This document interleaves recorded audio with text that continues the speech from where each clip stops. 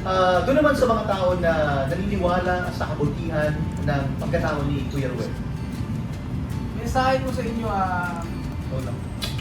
Saan kaya mas maraming marites? Sa Pilipinas o sa EQ? Oo. Mas mabait na mga tao, Pilipinas or Equatorial Guinea? mas mabait. Wala. Nakaka-answer ka dito. Mabait siyempre Pilipino. Yeah. Ikaw na mismo. Number 1 doon sa listahan, mabait na tao. Oo. Diba? Okay, next. Weather, saan mo mas gusto? Tag-init sa Pilipinas o yung tropical heat sa Africa? Ha? Sa sa Africa? Oo, kasi doon hindi mo mamamalayan na summer eh. Yung ulan eh. Kahit summer. Kahit sa Hindi mas stable maulan ang doon. season. Wala, hindi stable eh. Oh, Pero ano mas maulan doon o ano? mas maulan doon. Baha? Hindi siya nagbaba kasi may ulan. Pero bakit gano'n, no? Nakikita natin sa safari, parang desierto halos. Oo. Pero laging umuulan. Madalas. Yung ulan doon parang bagyo dito. At saka mas maganda raw ang sunset daw sa amin. Yung ulan daw doon, parang bagyo dito. Doon Mas malakas. Oo, doon mas sa kanila. Yung sobrang lalakas ng ulan. Ah. Kung dara ulan ng umaga, tanghali may araw na. Mga ganun lang. Oras lang. At saka maganda raw dun yung yung sikat ng araw at saka sunset. Maganda. Tsaka ang lalaki dun eh. Di ba? Oo. Ang laki ng araw doon. Bakit yung araw doon? Iba parang araw din sa atin. Hindi, baka hindi ko alam. Eh di mas malaki! Gets ko na. Malaki. Kasi Equatorial Guinea. Nandun sila kasi sa Equatorial, yung pinaka-gitna. Oo. So ngayon, hindi siya humihilig na ganun. Ang mas malapit kasi sa equator, At saka laki niya pag- ang araw. Oo, malaki talaga. Tsaka pagka lubog, makita mo yung beauty. Tapos may, ano? Waka waka! Talaga, ang ganda ng sunset dun, di ba? Ganda, ganda. Anong oras ang andon, ang sunset? Ang mga alas, Iba ang oras. Bakit magkaiba ba ng lubog ng araw Oo. sa... Late sila nagagabi, di ba? late eh, minsan alas 7, alas 8. Oo. Oo. Late ang gabi Pero nakakapagtaka doon. Late lumulubog ang araw, ang dami pa rin mga anak. Oo nga, no? Kasi pinapayagan pala na maraming multiple parts. Oo, kasi kakunti lang yung ano nila, yung population nila. So ang gusto ng pamahalaan eh, mag-anak sila ng mag-anak para Magdami. Ayun. Oo, alas isang million lang. Sayang hindi na nangyari yung Raul Jr. Oo, Sa Africa. sayang. Hindi tayo Joke sure. lang, misis! Nanginginom sa... Eto, Pinoy Barangay Fiesta or African Gathering. May fiestahan din ba sa kanila? Diba? Ito. Ano ba ba yung iba yung gathering So sa yung atin? gathering doon, lahat nagsasayawan. Tapos lahat nagkakainan, tapos pagkaya hanggang kinabukasan, yung part. Oh. May gudots ba din sa kanila? Oo, syempre. Oh. Yung mga African pa, yung mga pit nila, di ba? Okay. Iba Ito sila twerk-twerk? Oo, matindi silang mag-twerk-twerk. Ano ba kalamitan ang mga gathering nila? Fiesta rin, may fiesta rin sa Oo, kanila. komunyon. Tapos sa birthday, Pero walang fiesta.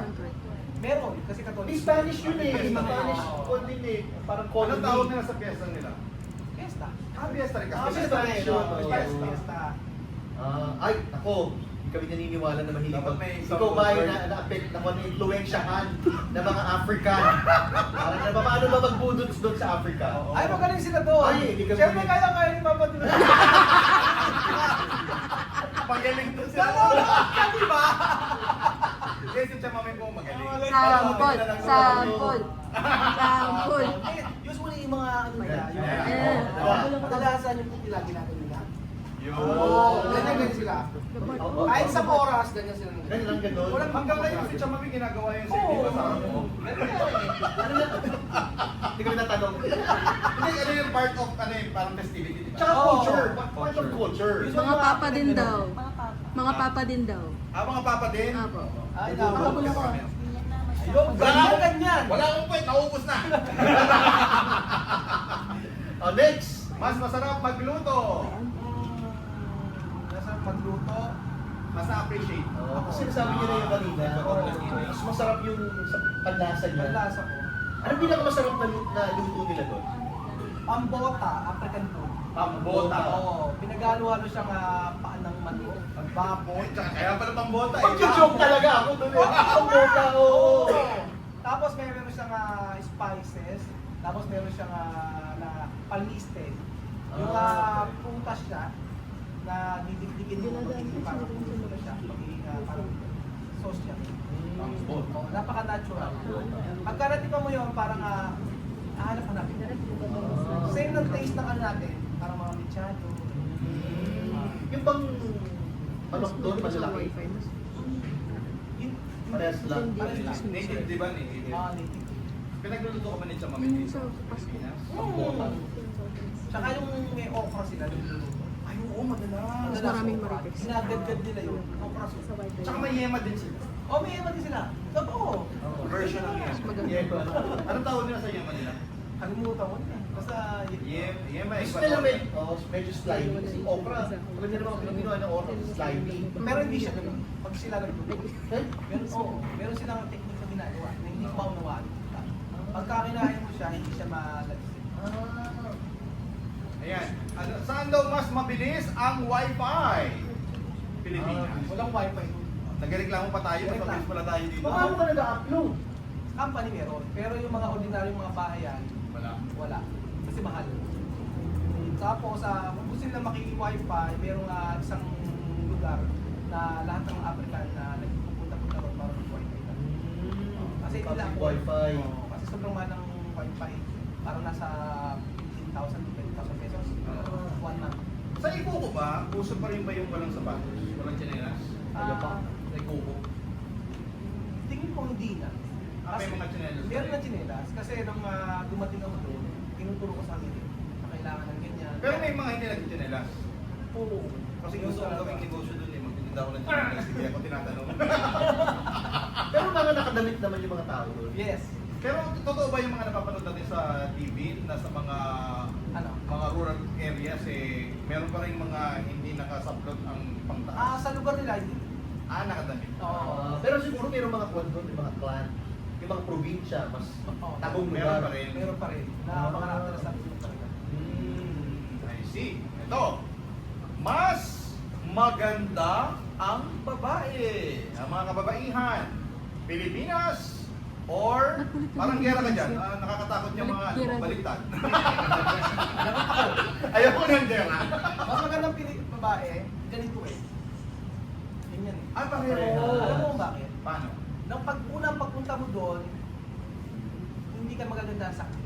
Pero pag araw-araw mo silang nakikita, sasabihin mo, ang gaganda pa ng ito. Actually, yung mga bata, nagagandahan ako sa kanila. Yung mga bata, pag pinapanood ko sila mismo, Tsaka ang cute. makinis. Tsaka yung mga South Africa, di ba parang mas, aside sa Filipina, South Africa, magaganda yung mga babae.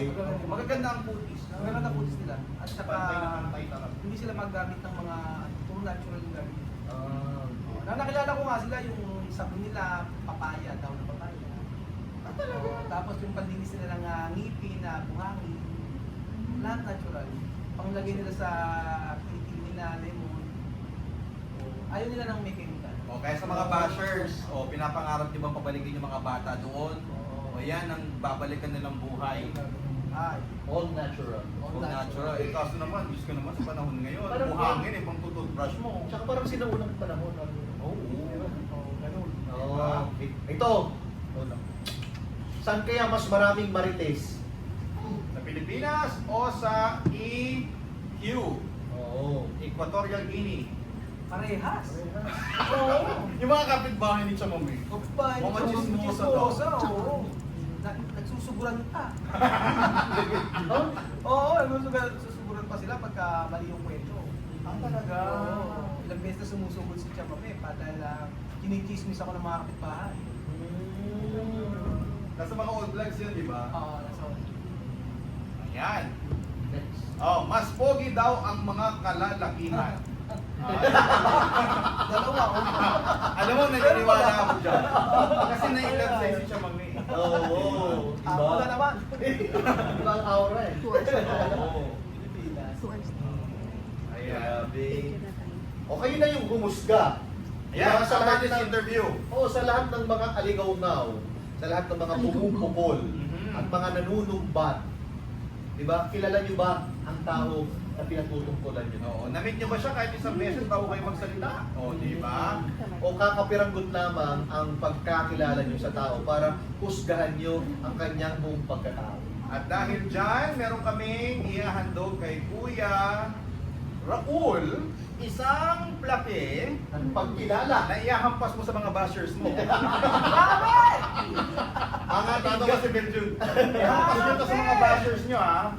First time! Ito po ang gantimpalang patok! Dahil sa patok na kwento at aral na hatid mo sa bawat isa sa amin dito sa Papa Talk. Dahil sa iyong lakas ng loob na suungin ang mga chismis marites at mga bashers, kumbaga wala kang pakialam sa mga bashing. Ang importante ay makatulong lamang sa mga batang ito. Yan. Alam mo, sa kwento na binahagi sa akin, isa lang yung pumasok sa isip ko. You can never ano nga yun? You can never a good man down. You can never, anong man yun? You can never put a good man down. Yan! O, pang-spice na lang yun, ha, Carissa? Hindi tama yun. You can never put a good man down. Yan! Tama yun. Oo. Diba? Lalo-lalo na kapag may mga support from your friends. Andiyan sila Beljo, sila Marvin, sila Badam, at ang iyong pamilya, ang iyong asawa, ang iyong mga anak, yan ang support system niya. Tama. At saka yung mga bumabato sa iyo ng masama, palitan mo ng mga positibong bagay, Oo. pagtulong at kabutihan. Correct. At saka yung mga bashers mo naman, walang mukha. Mga fake account. Mga dami. Dami ako. Dami ako. Anyway, ano man ang kwento, handa kaming pag-usapan yan. Ay, hindi bago yan. Kanta lang natin itong portion na to. Yung nung nag-exit ako agad. Kuya Raul, bago tayo magtapos, anong mensahe mo sa pamilya Matingga? Ang mensahe ko sa pamilyang inuwi natin dito, nawa, saan man sila dalhin, umuwi man sila sa Equatorial Guinea, maaasahan ni Chamame, yung nanay, na kapag kailangan nila ng tulong ko, especially yung mga bata na bumalik dito sa tamang edad, kaya buong puso kong tatanggapin yung mga bata para lang makapagtapos.